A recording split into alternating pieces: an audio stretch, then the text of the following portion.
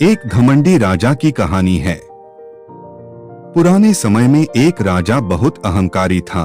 जब उसका जन्मदिन आया तो उसने तय किया कि आज वह कम से कम किसी एक व्यक्ति की सारी इच्छाएं पूरी करेगा। राजा का जन्मदिन था तो राजमहल में बड़े आयोजन हो रहे थे। राज्य की पूरी प्रजा महल में आई हुई थी। प्रजा के साथ ही एक संत भी राजमहल पहुंच गए। सभी लोगों के साथ संत ने भी राजा को जन्मदिन की शुभकामनाएं दी। राजा ने संत को देखा और कहा कि आज मैं आपकी सारी इच्छाएं पूरी करना चाहता हूं। आप जो चाहे वह मुझसे मांग सकते हैं। मैं राजा हूं और मैं आपकी सारी इच्छाएं पूरी कर सकता हूं।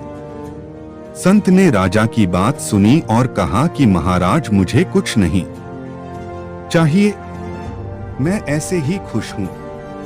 राजा ने जोर देते हुए संत से फिर कहा कि आप अपनी इच्छाएं बताएं, मैं उन्हें जरूर पूरी करूंगा। राजा संत से इच्छाएं जानने की जिद करने लगा। संत समझ गए कि राजा अहंकारी है और ये ऐसे नहीं समझेगा। संत ने कहा कि ठीक है राजन, मेरे इस छोटे से बर्तन को सोने के सिक्कों से भर दीजिए।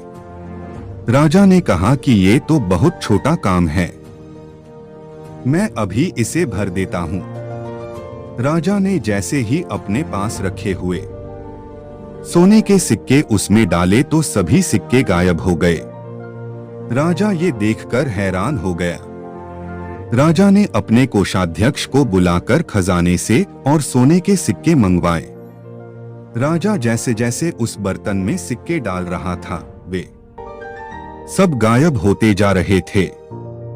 धीरे धीरे राजा का खजाना खाली होने लगा, लेकिन वह बर्तन नहीं भरा। राजा सोचने लगा कि ये कोई मायावी बर्तन है, इस कारण भर नहीं रहा है। राजा ने संत से पूछा कि कृपया इस बर्तन का रहस्य बताइए, ये भर क्यों नहीं रहा है। संत ने कहा कि महाराज, ये बर्तन मन का प्रतीक है। जिस तरह हमारा मन धन, पद और ज्ञान से कभी भी नहीं भरता है, ठीक उसी तरह ये बर्तन भी कभी भर नहीं सकता।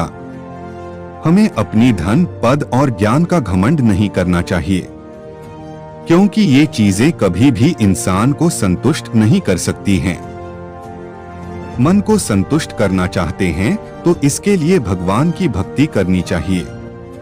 भक्ति से हमारा मन शांत हो सकता है और इच्छाओं का मोह खत्म हो सकता है। कभी भी घमंड न करें और मन को भक्ति में लगाएं। संत की बातें सुनकर राजा को अपनी गलती का एहसास हो गया। उसने संत के सामने अपनी गलती स्वीकार की और संकल्प लिया कि अब से वह घमंड करना छोड़ देगा।